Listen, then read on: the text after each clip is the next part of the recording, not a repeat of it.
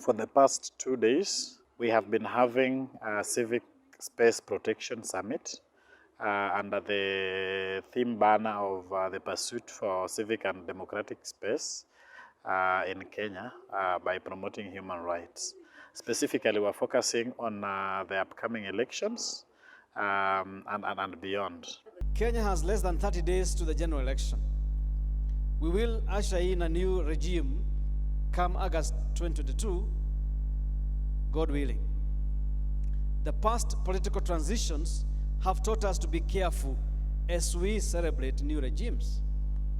When some regimes begin as very friendly to civil society or to civic space, we have always seen tougher and more repressive regime measures emerging, hence shrinking civic space even further. We cannot be neutral to gross injustice. We cannot be neutral to violations of the Constitution. We cannot be neutral to dictatorships, to the theft and wastage of our resources, to the growth and unaccountable sovereign debt, the failure to implement the Constitution that our leaders have sworn to protect, uphold, and respect.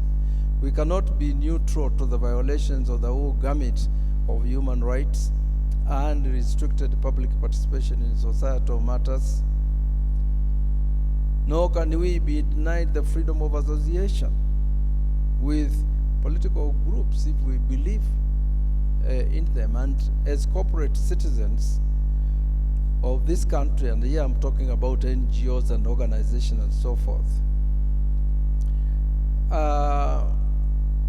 as corporate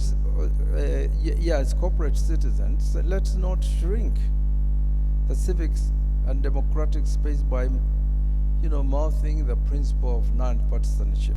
Recently, we were reminded of the imminent dangers that lurk in the woods. The COVID-19 pandemic and the resultant infection prevention control measures that were put in place by governments drastically changed the civic space globally in positive and negative ways. As we migrated to the digital space to keep, as they say, business going and retain our interactions nationally and globally, we found more dangers lurking in the digital space. Well, this space revolutionized our world of communication and business. We are now contending with increased surveillance, cyberbullying, loss of privacy, data security issues, among others. The message has been very clear that we as the civil society space cannot be neutral when dealing with the atrocities against, the citizens of this country. We have to take a stand, and a hard one at that. Because even there's a saying that says that wrong things happen because the good people kept quiet. So it's no longer safe, to occupy a neutral place. So yes, we need to speak up, and we need to be civil and professional as we do that. But a firm stand, then that we must do. From these 2 days have been specifically on the sub-themes. I'll start with the issue of digital space. There's a lot of collaboration that is needed between the various stakeholders that are involved, including the social media companies themselves as private entities, which have an obligation on human rights. There's also a lot to be done in terms of implementing the laws that we have as a country and implementing them with respect to rule of law, without and addressing issues around excesses, government excesses, including on issues such as surveillance, issues around the way laws are enforced, and charges. Charges are sometimes imposed on people maliciously. So there's really a lot to be done in terms of implementing the laws that we have in a fair manner. In terms of digital space protection, of course, we agreed as a sector that we have challenges there. We have surveillance by the government. We have intrusion by different actors.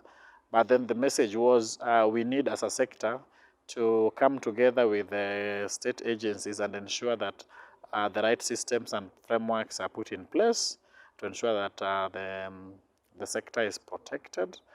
But also the message to the government was there should be limited interference with the internet and also the digital space. Our neighbors, of course, when during elections, shut down internet or delayed or staggered the internet throughout that process. But also, the second key message was also on public order management and electoral security.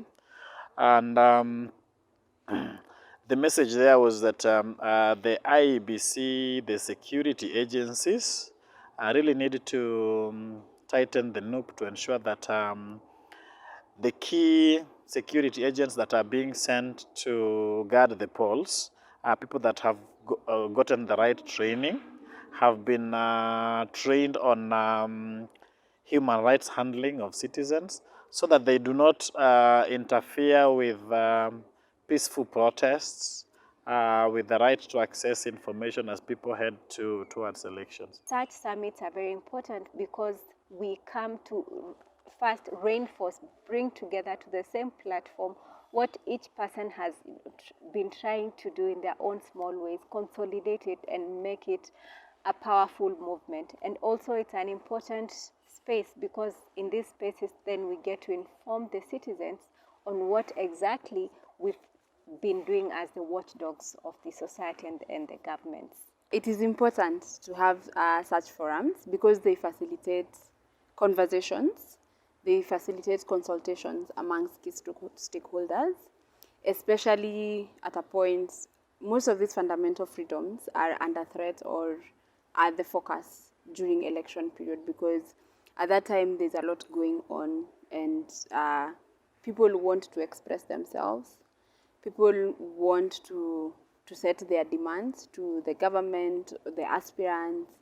There's a lot happening in the digital spaces around the election time. So it is really important for us as stakeholders to sit down, have discussions, identify the gaps, the threats, share opportunities and interventions, hold each other accountable, and just seek commitments from all the stakeholders to uphold these rights during the election period.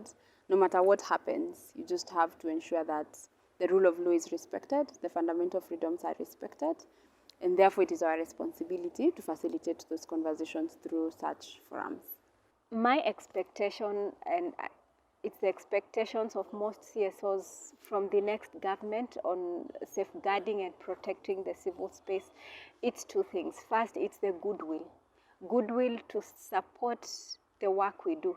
They do not have to give it a nod, but they need to give us space to do the work that we need to do. So this whole issue of, being gagged, there's no space to do our work.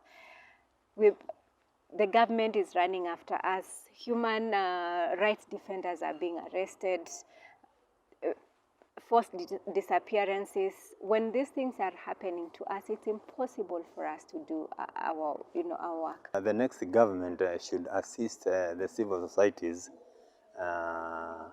in working relationship with the police and other institutions, and even giving us that freedom of information. Sometimes when we go to police station to inquire about some of the suspects or some of the deeds which are against maybe the local police officers, they are not ready to give us. So I hope the next government will be in a position to work with the civil societies in this country for the benefit of Kenyans. I look forward to a time when we can also review other laws such as the Computer Misuse and Cybercrimes Act and not use those laws to really suppress voices on online platforms. I look forward to a time when our social media spaces are safer, a time when we have found the right balance between the freedom of expression and privacy. There isn't over surveillance by the state or other private entities that own the platforms. Just an environment where people can freely express themselves. For CFF, number one, it is our prayer that whoever gets to power, especially whoever becomes president, will take implementation of the Constitution very seriously.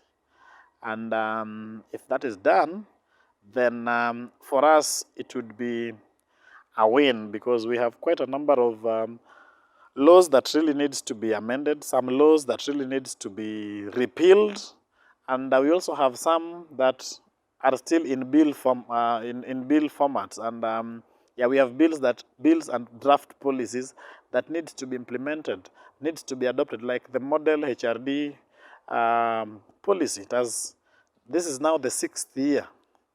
Yeah, let me just say the 7th year. I mean, it has not been adopted. So our prayer is that whoever gets to power would take seriously implementation of the Constitution, and specifically implementation of legislations and policies that actually facilitates the practices of the fundamental freedoms that are in Chapter 4 of our Constitution.